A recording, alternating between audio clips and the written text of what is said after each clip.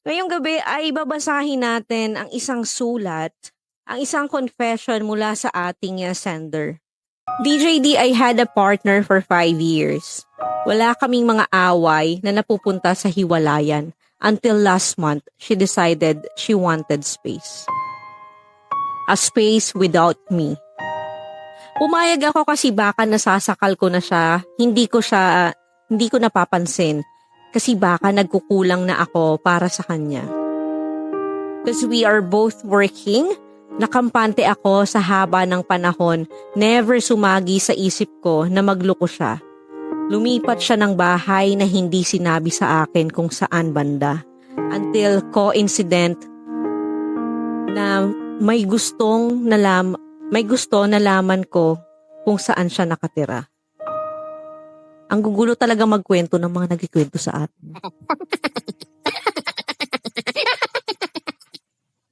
She texted me, sabi niya, ngayong alam ko na kung saan siya nakatira.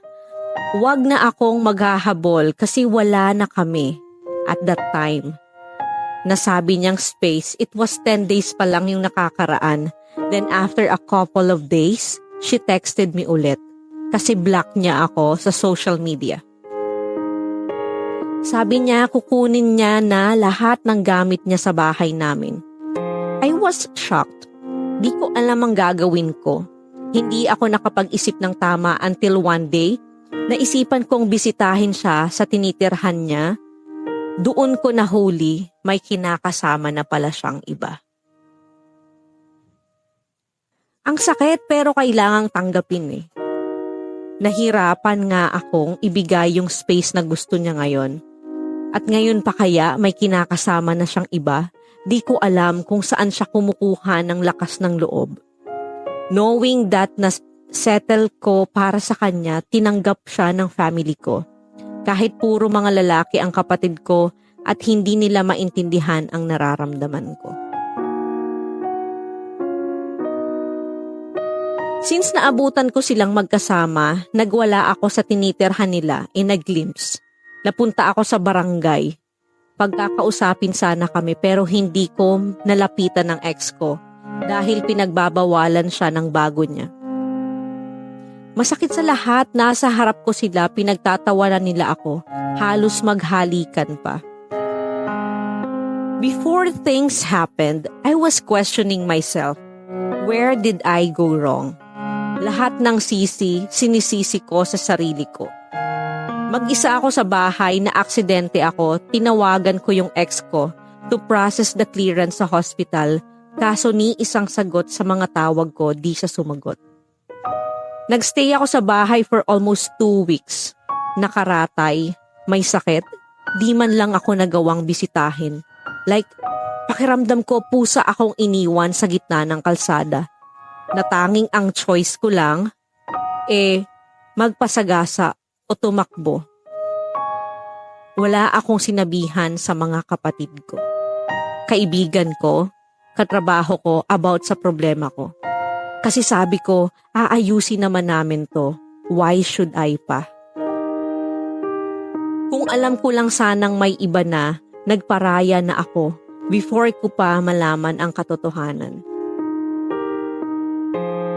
Minaliit ako ng bago niya sa barangay. Wala siyang ginawa, parang hindi kami nagsama ng matagal.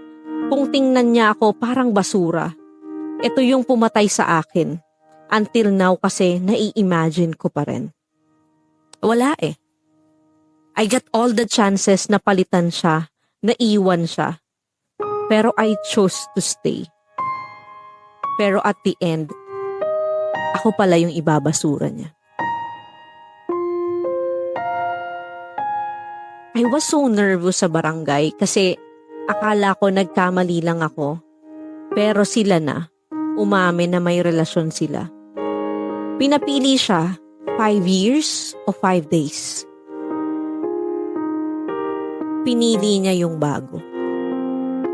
Ang sakit, hindi ko ine-expect lahat eh. Mabuti naman akong tao. Mahal ako ng mga magulang ko, friends, mga kapatid. Bakit ako kailangan maka-experience ng ganito? Di ako makapag-vent out kasi sinolo ko lang, kasi happy kid ako. Kasi strong ako eh. Dapat strong lang ako. Despite sa ginawa ng ex ko, ni isang sorry lang hindi ko natanggap. Instead of an apology, puro pambabanta ang natanggap ko. Currently, my ex and her new girlfriend rented a house nearby sa inuupahan namin. Malapit talaga. Incident happened almost 1 week already. Twice ko na silang nakikita since out na sila. May mga gamit si ex na naiwan sa bahay namin. I consulted many people regarding doon. Sabi nila, wag na daw isaoli kasi bayad sa emotional damage. Sa akin, pwede pa naman niyang kunin since sa kanya yon. The problem is, hindi siya nagre-reach out sa akin. Instead, nakausapin ng maayos, puro naririnig ko ipapabarangay daw ako. Ang daming kwento. Si ex. Since we have same circle of friends, kesyo ganito, kesyo ganyan, tinatakpan ang mali niya. Lahat ng kwento niya nakarating sa akin. While I'm doing this, I realize wala sa tagal ng pagsasama. Wala sa kung tanggap siya ng buong angkan nyo. Wala sa mga bagay na nasettle nyo para sa future. Ang ibang tao nag-iiba talaga pag may iba na. One thing din, your partner's friends are not your friends. At the end, halos lahat sila pikit mata din. I remember praying every Sunday. Evening mass, sabi ko, Lord, bigyan mo ako ng sign kasi pagod na ako. Automatic kinabukasan, lahat ng sagot sa tanong ko, lahat ng kailangan kong malaman, nalaman ko. Pasalamat na lang ako, nalaman ko ng maaga. Sana sa lahat ng tomboy na gagawa ng gagawin din na ginawa ng ex ko, sana po isipin nyo kung gaano kahirap sa aming ipaintindi sa mga taong nakapaligid sa amin. Bakit kayo pinili naming mahalin? Sa mga babae namang pumasok o nanghihimasok sa relasyon, malabo na, please naman, umintindi kayo, magpakatao kayo. Ilagay ninyo ang sarili ninyo sa sitwasyon. Isipin nyo na may masasaktan kayo. Sa mga katulad ko na nakaka-experience nito, lalaban tayo sa buhay. Thank you so much, DJT. Ito yung isa sa mga pinaka nagiging dahilan ng breakup talaga pag nagkakaroon ng third party. Diba? At ang lagi nating sinasabi, unang-una, when it comes to cheating, diba? When it comes to cheating, again guys, kung ayaw nyo na doon sa partner ninyo, edi sabihin nyo na lang. Imagine nyo, he is asking for space and yung jowa niya, provide sa kanya yon. Kasi iniisip niya na, baka nasakal lang siya kasi matagal na kami eh. Diba? Okay, sige, bibigay ko to para sa ikaayos ng relationship namin. May mga ganun kasing tao eh na, diba sabi ko sa inyo, if the person ask for space, para maayos yung sarili, kilalanin pa yung sarili and everything, you let that person go or ibigay mo kung ano yung hinihingi niya. Kasi again, para sa sarili niya yon. Pero yun pala, kaya pala siya nanghihingi ng space. Kaya pala siya nanghihingi ng space, kaya pala siya nanghihingi ng time para sa sarili. It's because meron pala siyang iba. And that is betrayal. 'Di ba? Kaya, ganun kasakit. Kasi, unang-una, nagtitiwala siya dun sa tao. 'Di ba? Nagtitiwala siya dun sa tao na gagawin o parang okay sila. Nagtitiwala siya dun sa sa partner niya na okay tayo eh, 'di ba? Pero gusto mo lang ng space, sige pagbibigyan kita. Hindi man lang sumagi sa isip niya na meron palang iba. 'Di ba? So cheating is another form of betrayal. 'Di ba? Ang daming beses na nating pinag-usapan ng cheating and hindi ko alam sa kung paanong salita or anong salita ang pwede kong sabihin sa sender natin para pagaanin ng loob niya. Kasi feeling ko kahit anong comfort natin, kahit ano yung sabihin natin magagandang bagay tungkol sa kanya, hindi mawawala yung sakit na nararamdaman niya ngayon. Kasi wala nang masasakit pa doon sa katotohanan na ang taong nanakit sa'yo ay yung taong mahal na mahal mo. Yung taong inaakala mo na mahal mo, yung taong inaakala mo na magmamahal sa'yo, yung taong inaakala mo na aalagaan yung puso mo. Kasi pag sinagot natin ang isang tao na nanliligaw sa atin, 'di ba? Sabi ko sa inyo, we are the guardian of our hearts. Tayo yung guardian niyan. Tayo yung kasi sa ating puso yan, 'di ba? Hindi naman yung puso ng kapitbahay natin, 'di ba?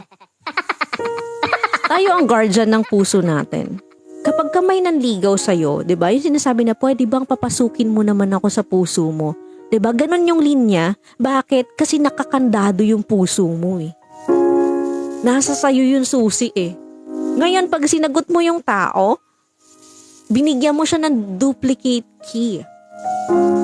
Diba? Minsan nga yung susi pa yung binibigay mo talaga eh, diba? O, ito na yung susi sa'yo na. O, ikaw na bahala. Hinahayaan mo yung tao na yon na pumasok sa buhay mo na alagaan o i-guard yung puso mo. So, that's why sobrang sakit kapag ka na-betray tayo ng mahal natin sa buhay. Kasi, ang mindset natin is this person will take care or take good care of my heart. Siya yung guardian ng heart ko. But at the end of the day, that person betrayed you. That person na dapat nag-aalaga ng puso mo ay siya din ang nananakit at wawasak nito.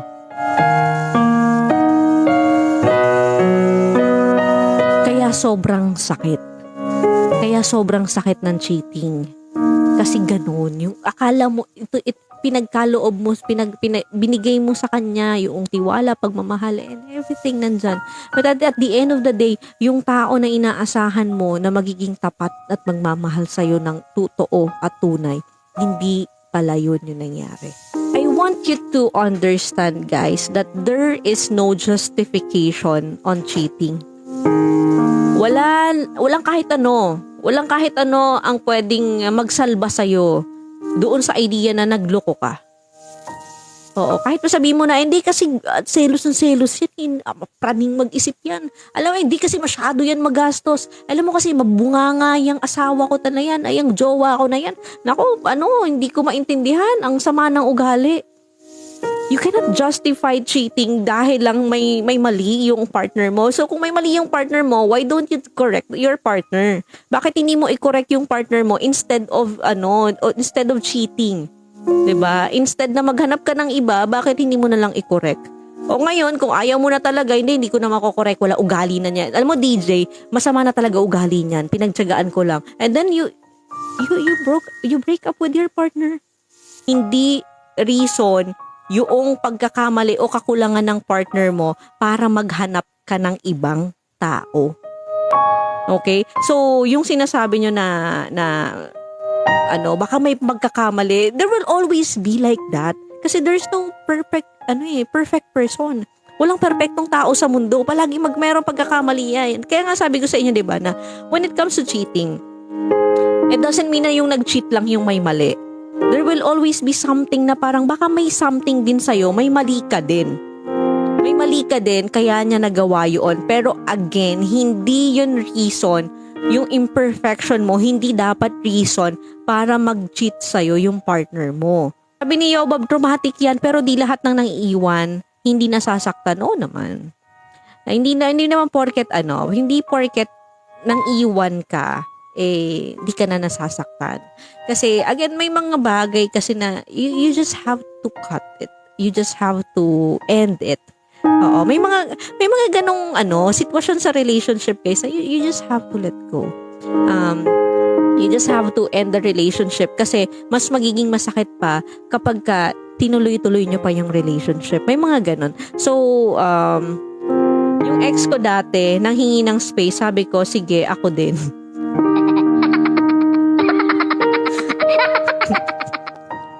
Natawa ako dito kayo, Bob. Anyway, again, I really don't know how to put into words, but siguro, the thing na pwede kong sabihin doon sa ating sender o doon sa nag-confess is, You just have to be strong. Kagaya nga ng sinasabi mo. But being strong doesn't mean na hindi ka pwedeng umiyak. Being strong, hindi pwedeng hindi ka masasaktan. Being strong, hindi pwedeng hindi ka makakaramdam ng panghihina. 'Di ba? It doesn't mean na strong ka, hindi wala ka ng karapatan. Again, tao ka lang, and yung mga nararamdaman mo is normal. Yung mga nararamdaman mo na yan is given yan sa mga taong nakaka-experience ng pain. And I really admire you kasi I know kung gaano ka katatag based sa kung paano mo kinikwento, based sa kung paano mo inilalaban ang mga bagay-bagay. Is nakikita namin na isa ka sa mga strongest person na pwede naming mapagkunan ng inspirasyon. Another thing, guys, is it's okay to open up sa ibang tao. It doesn't mean na strong ka, susuluhin mo. Huwag mong kikim-kimin yung nararamdaman mo. Kasi, the more na kinikim-kim mo yan, para kang sinaing. 'Di ba? Na yung pressure, nandun lang sa loob hanggang sa aapaw. Bigla na lang. Diba? So, kung meron mang tao, pwede ka naman kumausap, isa, dalawang kaibigan mo, it's fine. Kailangan magkaroon ka ng tao na mapaglalabasan mo ng sama ng loob. Para doon siguro sa mga katulad noong kanyang boyfriend Dales. Think of the trauma na pwede mong ibigay doon sa partner mo because of doing that thing. I know it's hard to say goodbye. I know it's hard na makipag-break. Mahirap naman kasi talaga makipag-break. Alam mo yon, lalo na kung wala namang ginagawang masama sa'yo yung tao. Mahirap makipag-break, lalo na kung wala namang ibang ginagawa yung tao kung hindi mahalin ka. It's hard.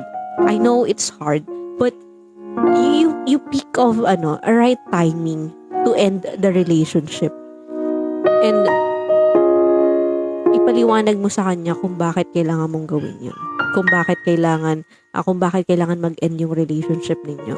Diba? Kasi I always tend to believe, guys, kasi na, again, kung mahal ka naman ng tao na yun, masasaktan siya, pero ibibigay niya kung nais mo talaga na na mag-let go na o makipaghiwalay na sa kanya. Doon sa mga tao na papasok sa buhay ng mga tao na may karelasyon. Again, guys, siguro narinig nyo na to sa akin before, but sana again, wag tayo yung maging dahilan para masira ang relasyon ng dalawang tao. Diba? O, hintayin mo na lang sila na mag-break sila. Huwag nyo nga hayaan na kayo yung maging dahilan para masira ang relasyon ng couple. Diba? If you really love the person, then you let the person decide muna kung ano ba talaga yung desisyon niya sa buhay. And then, saka na lang. Kapag pinili ka niya, then it's good.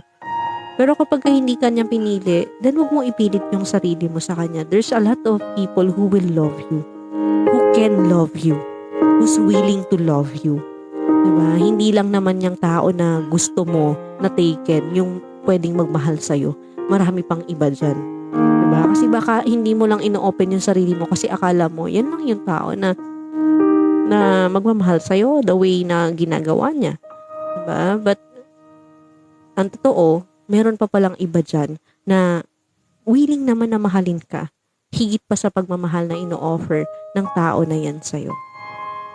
Kasi, currently right now, that person belongs to other person, hindi kasi sa'yo.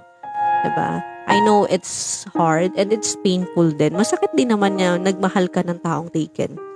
Masakit magmahal ng taong taken kasi you cannot be with that person kapag gusto mo. You cannot yung parang hindi mo ma-flex kahit gustong-gusto mo i-flex, kahit proud na proud ka sa kanya. Hindi mo pwedeng ma-flex kasi nga taken siya, 'di ba? And then hindi mo siya pwedeng makasama kapag gugustuhin mo. Kasi pwedeng hindi siya pwede kasi may date sila ng jowa niya o ng asawa niya. 'Di ba? So, mahirap din kasi hindi mo completely makukuha at ma-enjoy yung kung ano man yung meron yung tao na yon. Kasi, nakikihati ka na dapat para doon sa isa, buong ibinibigay. So, if you're in the situation na in love ka o na fall ka, I mean, I don't condemn people. I don't wanna judge people na in love sa taken. Kasi, nangyayari din naman talaga yon, diba? It happens. Sabi ko nga, diba, there are times na hindi mo naman mapipili or hindi mo makokontrol kung sino yung mafufall ka, kung kanino ka mafufall. Pero makokontrol mo kung mag-stay ka dun sa tao na yon or you're gonna be in a relationship with that person. Diba? Kung na-fall ka sa taong taken, kung na-fall ka sa taong committed, o may asawa or in a relationship na, it's like, I will not condemn you. I will not judge you na malandi ka or whatsoever it is. Kasi malay mo talaga, bigla na lang may kidlat, tumama sa'yo na na-inlove ako dito. Hindi naman kasi natin alam kung ba't nagka-inlaban yung dalawa, diba? And, giving benefit of the doubt doon sa less tapos doon sa kabit, hindi natin alam kung anong meron talaga doon sa relationship nila. Kung paano sila nagka-inlaban, paano ba sila nagkakilala, and so on. Diba? We cannot judge people based lang sa isang storya. So, again, ang point ko lang doon sa doon sa third party or doon sa kabit or doon sa nakisali sa relationship is sana hinayaan na lang muna niya na tapusin noong less yung relationship niya with doon sa girlfriend bago siya pumasok doon sa sa circle. Diba? So, again, kung may mga tao man dito na nasa sitwasyon na ganon, again, don't let yourself be the reason para masira ang isang relasyon.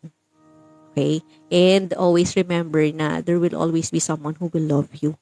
Hindi lang yung tao na iniisip mo na yan lang nagmamahal sa'yo. There will always be someone who's willing to love you, who's willing to be with you, and there will always be someone na ikaw yung gugustuhin, walang kahati, walang anything. Para naman doon sa letter sender natin, again, you just have to be strong. At yung pag-acknowledge na mahina ka is a sign of being strong. Kasi sa mga panahon na nasasaktan ka, automatic nagiging mahina ka. Pero yung kahinaan mo ngayon, yun din yung magsisilbing kalakasan mo para sa mga susunod na panahon. You have to learn the lessons na meron yung sitwasyon mo ngayon, and you take all the lessons and move forward. Hayaan mo na yung mga hindi magagandang nangyari, yung sakit na nararamdaman mo ngayon, it will pass. Again, kung ano man yung sitwasyon mo ngayon, kung nasasaktan ka man ngayon, malungkot ka man ngayon, maniwala ka, sooner or later, you'll be fine. Magiging okay ka din. Pain is temporary. Ang daming nag-confess sa akin dito live, confess via letter, personal, chat, or whatsoever it is, na in pain, sobrang nasasaktan sila at the moment. And then eventually, as time pass by, habang dumadaan ang panahon, nagiging better sila. Nagiging okay yung nararamdaman nila. Why? Kasi emotions are temporary. Masaya ka ngayon, pwedeng malungkot ka mamaya. Malungkot ka ngayon, pwedeng mamaya, masaya ka na ulit. And that is life, that is emotion.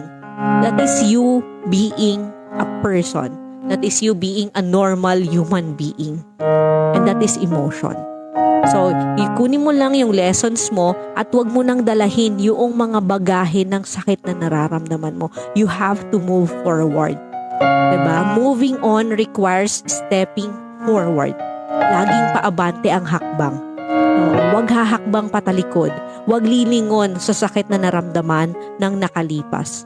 Ang tingnan mo yung mga susunod na araw that there will always be someone who's waiting for you doon sa dinadaanan mo. There will always be someone na pipili sa'yo. Hindi magsasawa na piliin ka araw-araw. Hindi magsasawa na piliin ka palagi. Yung hindi ka bibigyan ng kahati. Yung hindi ka bibigyan ng pagkakataon na ma-insecure ang sarili mo. Yung hindi ka bibigyan ng chance na maisip mo na ipagpapalit ka niya. Yung tao na pipiliin ka niya kahit ang hirap-hirap ng sitwasyon. Yung tao na pipiliin ka kahit feeling mo hindi ka nakapili-pili. Maniwala ka guys, manalig lang kayo. There will always be someone who will choose to love you. Who will choose to love you deeply. Who will choose to love you honestly. Who will choose to love you. Hindi man forever, pero araw-araw. Araw-araw kanyang mamahalin hanggat dumadating pa yung panibagong araw sa buhay niya. And maybe that is until the end of the day na nabubuhay siya. Wala namang masamang, sabi nga nung isa kong dati kong partner sa radio, sabi ni Uncle Trike, 'di ba? Wala namang masamang umasa at magtiwala. 'Di ba? Umasa lang tayo at magtiwala lang tayo na there will always be someone, 'di ba? Kasi kung nakapag-create si God ng mga ganong tao, marami pang ganon. 'Di ba? Ipagdasal lang natin. Again, you pray for someone na yung pagkatao niya ipipray mo. Hindi yung mismong tao. You don't pray na parang DJ Lord, sana si DJD yung maging jowa ko. Lord, sana si DJD na lang yung maging asawa ko. You don't pray for the specific person. You pray for the personality of the person. Lord, sana ang maging susunod kong partner, yung sana mabait, sana may takot sa Diyos, sana ganito, sana ganyan. You pray for the ugali, you pray for the attitude, you pray for the personality of the person. So that, 'di ba? Oo, wag yung specific, sana po si Richard Gomez yung maging asawa ko. Oo, wag gano'n. So just continue praying habang wala pa yan. At habang hinihintay mo pa yung tao na feeling mo, yun talaga yung deserve mo. Ba yun? Diba? Habang hinihintay mo pa yung tao na deserve mo, you fix yourself. Dito na papasok na naman natin yung self-love. You fix yourself. You love yourself. You date yourself. Bilang mo yung sarili mo ng mga bagay-bagay na hindi mo nabibili nung taken ka kasi puro yung jowa mo na lang yung binibilhan mo. You eat somewhere else. Oo, kasi pigil na pigil kang kumain kasi iniisip mo mansarin nyo, kailangan may regalo ka sa jowa mo.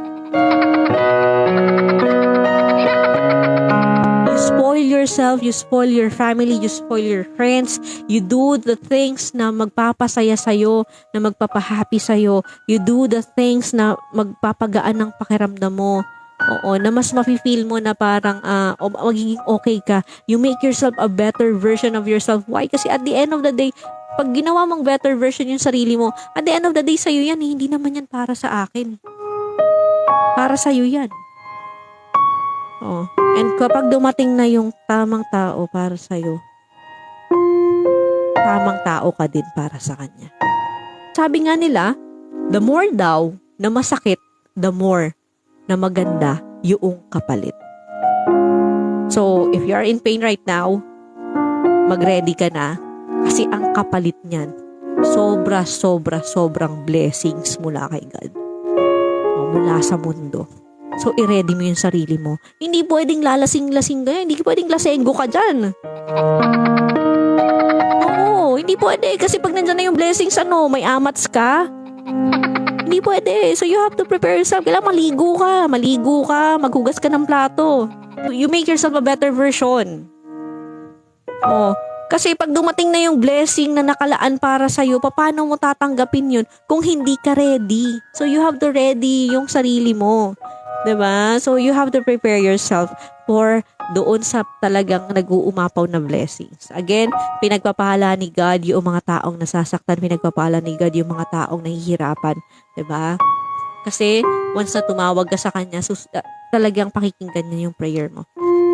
So, kung niloko ka man ng partner mo ngayon, nasasaktan ka ngayon, maniwala ka sa akin, it will pass. Huwag mong hahayaan na lamunin ka ng kalungkutan. Huwag mong hahayaan na lamunin ka ng kung ano man yung negativity sa isip mo. Okay? Daanan mo lang yan. So, again, it will always come back to the idea na kailangan muna nating mahalin ang sarili natin. After ng breakup, yung mga nawala sa ating pagmamahal, i-regain natin. Kunin natin yung self-confidence, yung tiwala natin sa sarili natin, yung pagmamahal sa sarili natin, 'di ba? Yung pag-aruga natin sa sarili sa ibang tao, yung kunin natin yung mga nawala sa atin. Diba? I-regain natin yung mga bagay na yun. Diba? Yung self-esteem mo. Diba? Kasi minsan iniisip mo, hindi ko kaya to, pinagpalit niya ako, hindi ako maganda. Hindi. No, don't think about that word. You have to regain kung ano yung mga nawala sa'yo. And again, mag-focus ka lang doon sa mga susunod pa, ngayong araw at sa mga susunod na panahon. Huwag ka mag-focus doon sa mga bagay na hindi na kailangan pa.